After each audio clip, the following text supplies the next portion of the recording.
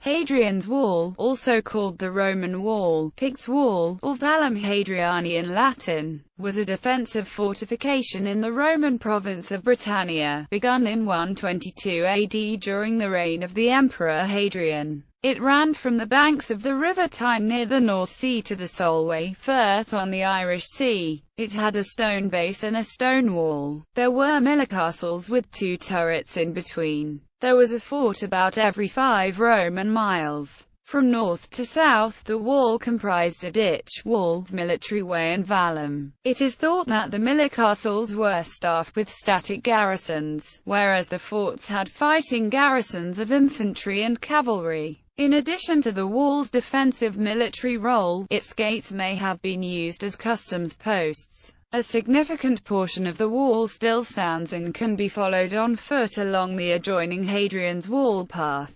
It is the most popular tourist attraction in northern England and was designated as a UNESCO World Heritage Site in 1987. When in use, it was effectively the northern limit of the Roman Empire. Dimensions: Hadrian's Wall was 80 Roman miles or 117.5 kilometers long. Its width and height varied according to the construction materials that were available nearby. East of the River Uthing, the wall was made from squared stone and measured 3 meters wide and 5 to 6 meters high. While west of the river, the wall was originally made from turf and measured 6 meters wide and 3.5 meters high. It was later rebuilt in stone. These dimensions do not include the walls, ditches, berms and forts. The central section measured 8 Roman feet wide on a 3 meters base. Some parts of this section of the wall survived to a height of 3 meters.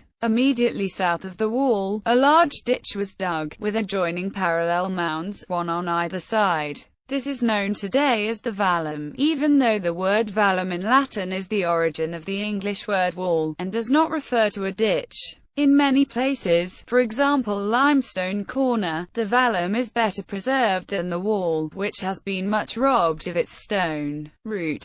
Hadrian's Wall extended west from Segedunum at Wallsend on the River Tyne, via Carlisle and Kirkandrews on Eden, to the shore of the Solway Firth, ending a short but unknown distance west of the village of Bowness-on-Solway. Although the Curtain Wall ends near Bowness-on-Solway, this does not mark the end of the line of defensive structures. The system of miller castles and turrets is known to have continued along the Cumbria coast as far as Ricehowe, south of Maryport. For classification purposes, the miller castles west of Bowness-on-Solway are referred to as milefootlet. The A69 and B6318 roads follow the course of the wall from Newcastle upon Tyne to Carlisle, then along the northern coast of Cumbria. It is a common misconception that Hadrian's Wall marks the boundary between England and Scotland. In fact, Hadrian's Wall lies entirely within England, while it is less than 1 kilometre south of the border with Scotland in the west at Bowness-on-Solway. In the east it is as much as 110 kilometres away. Purpose of construction: Hadrian's Wall was probably planned before Hadrian's visit to Britain in AD 122. According to restored sandstone fragments found in Jarrow which date from 118 or 119, it was Hadrian's wish to keep intact the empire, which had been imposed on him via divine instruction. The fragments then announce the building of the wall. It is entirely possible that, on his arrival in Britain in 122, one of the stops on his itinerary was the northern frontier to inspect the progress of the building of the wall. Although Hadrian's biographer wrote, was the first to build a wall 80 miles long to separate the Romans from the barbarians.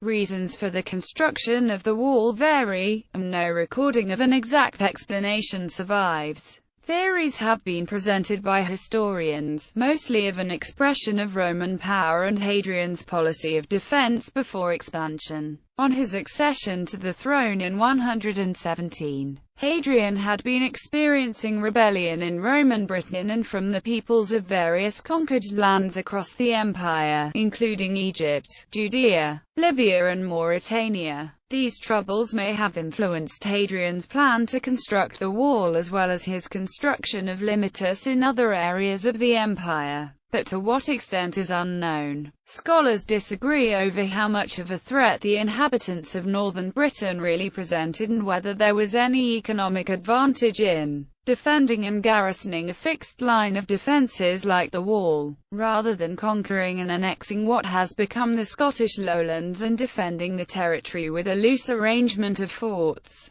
The limites of Rome were never expected to stop tribes from migrating or armies from invading, and while a frontier protected by a palisade or stone wall would help curb cattle raiders and the incursions of other small groups, the economic viability of constructing and keeping guarded a wall 72 miles long along a sparsely populated border to stop small-scale raiding is dubious. Another possible explanation for the wall is the degree of control it would have provided over immigration, smuggling and customs. Limites did not strictly mark the boundaries of the empire. Roman power and influence often extended beyond the walls. People within and beyond the limes traveled through it each day when conducting business, and organized checkpoints like those offered by Hadrian's wall provided good opportunities for taxation, with watchtowers only a short distance from gateways in the limes.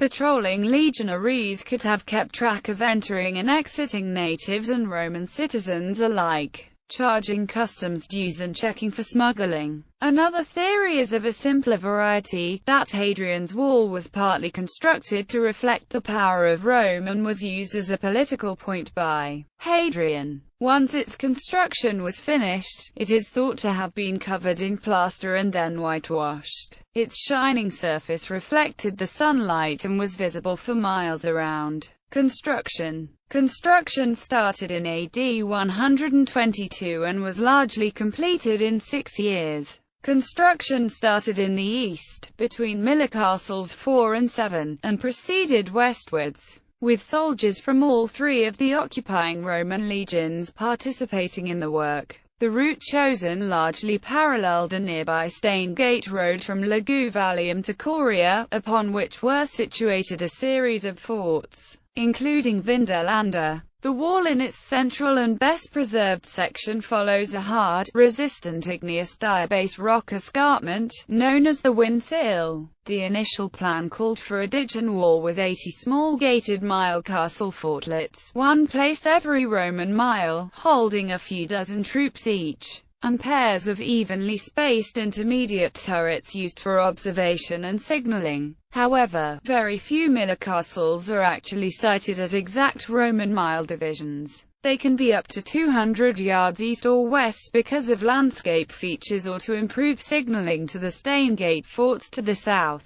Local limestone was used in the construction, except for the section to the west of the River Irthing where turf was originally used instead. For unknown reasons, it was later rebuilt in stone. Millicastles in this area were also built from timber and earth rather than stone, but turrets were always made from stone. The broad wall was initially built with a clay-bonded rubble core and mortared dressed rubble facing stones, but this seems to have made it vulnerable to collapse, and repair with a mortared core was sometimes necessary. The millicastles and turrets were of 3 different designs, depending on which Roman legion built them. Inscriptions of the 2nd, 6th, and 20th legions show that all were involved in the construction. The turrets were about 493 meters apart and measured 14.02 square meters internally. Construction was divided into lengths of about 5 miles.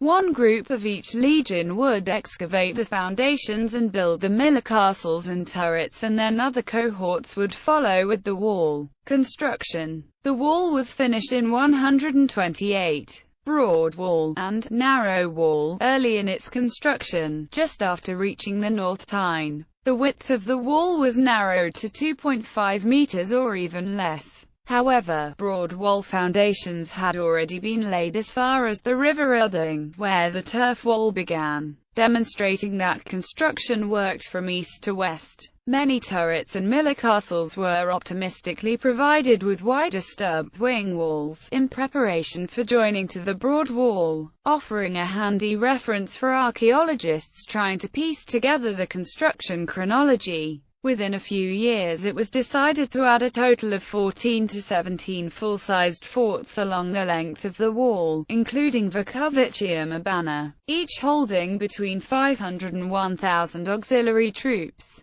The eastern end of the wall was extended further east from Ponzelius to Sagajunum on the Tyne estuary. Some of the larger forts along the wall, such as Salernum and Vukovicium, were built on top of the footings of miller castles or turrets, showing the change of plan. An inscription mentioning early governor Aulus Platorius Nepos indicates that the change of plans took place early on. Also, sometime during Hadrian's reign, the wall west of the Uthing was rebuilt in sandstone to about the same dimensions as the limestone section to the east. After most of the forts had been added, the Vallum was built on the southern side. The wall was thus part of a defensive system which, from north to south, included a row of forts built 5 to 10 miles north of the wall, used for scouting and intelligence, a glacis and a deep ditch, a berm with rows of pits holding entanglements, the curtain wall, a later military road, the Vallum, turf wall from Mile Castle 49 to the western terminus of the wall at Bonnes-on-Solway. The curtain wall was originally constructed from turf, possibly due to the absence of limestone for the manufacture of mortar. Subsequently, the turf wall was demolished and replaced with a stone wall. This took place in two phases, the first, during the reign of Hadrian, and the second following the reoccupation of Hadrian's wall subsequent to the abandonment of the Antonine wall. The line of the new stone wall follows the line of the turf wall, apart from the stretch between Mile Castle 49 and Mile Castle 51, where the line of the stone wall is slightly further to the north. In the stretch around Mile Castle 50 terawatts, it was built on a flat base with 3 to 4 courses of turf blocks.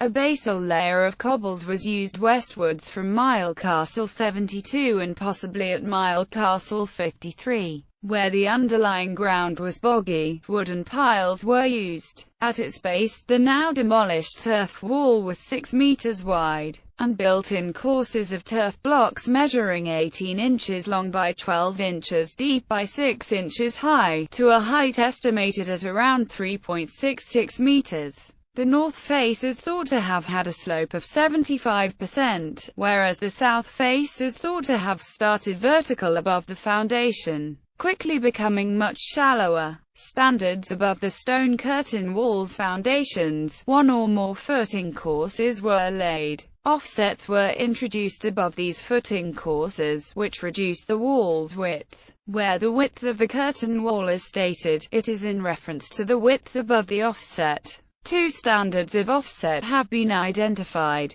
Standard A, where the offset occurs above the first footing course, and Standard B, where the offset occurs after the third footing course. Garrison. According to Shepard Frere, the garrison reflected the political rather than military purpose of the wall. The wall provided the soldiers with an elevated platform from which they could safely observe movement of the local population. It had heavy provision of cavalry, which could sally out from any of the milestone gates, though, as mentioned earlier, the garrison was neither expected nor trained to the level necessary to defend a city wall. Overall, the fortifications appear to have required additional strengthening after the initial design and was stronger than its equivalent in Germany, probably reflecting local resentment. Frere believes that the miller castles, which would have needed 1,000 to 1,500 men, were held by a patrolling garrison of Numeri, though he concedes that there are no inscriptions referring to Numeri in Britain at the time. Command headquarters was at Usselodunum near Carlisle, where the Aula Petriana was based. A signaling system allowed communication in minutes between Stanwix and York. Simon Sharma says that our understanding of everyday life for soldiers at the wall forts and the population around them have been transformed by one of the most astonishing finds of recent Roman archaeology, the excavations at Vindolanda and the Vendolanda tablets. Sharma cites an inspection on the 18th of May between AD 92 and AD 97 where only 456 of the full quota of 756 Dutch and Belgian troops were present, the rest being sick or otherwise absent.